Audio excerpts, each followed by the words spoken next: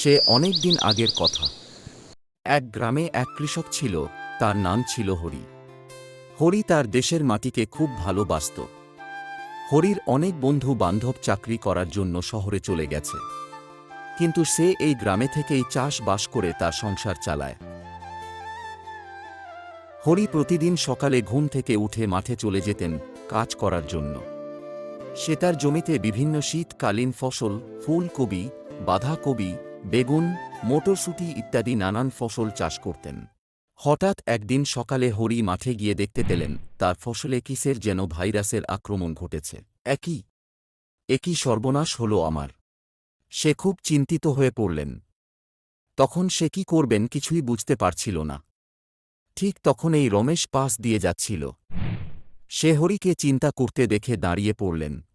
কি রে হরি, কি হয়েছে? তোকে খুব চিন্তিত লাগছে। আমার অনেক বড় সর্বনাশ হয়ে গেছে রে রমেশ, অনেক বড় সর্বনাশ হয়ে গেছে। আরে কি হয়েছে সেটা তো বলো। এত খুবই শক্তিশালী কোনো ভাইরাস মনে হচ্ছে। তুই একটা কাজ কর, তুই আমার বন্ধু সোমনাথের কাছে যা এবং সবটা খুলে বল, সে নিশ্চয়ই কোনো না কোনো ব্যবস্থা করবে। এরপর হরি সোমনাথের কাছে গিয়ে সমস্ত ঘটনা খুলে বলল।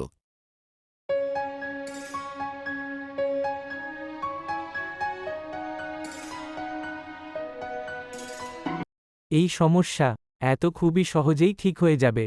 কি করে? তুই রাতের বেলায় যে যে গাছে এই ভাইরাসের আক্রমণ ঘটেছে, সেই গাছগুলির গোড়ায় কয়লা গুঁড়ো করে লাগিয়ে দিবি, তাহলে দেখবি দুদিনের মধ্যেই তোর ফসলের সমস্ত ভাইরাস চলে গেছে। কিন্তু আমার কাছে তো কয়লা নেই। তুই কি পারবি আমাকে কয়লা কিনতে সাহায্য করতে? তুই তাহলে আজ বিকেলে আমার বাড়িতে আসিস, আমি বিকেলে বাজারে যাব, তখন একসঙ্গে তোর জন্য কয়লাও নিয়ে আসব।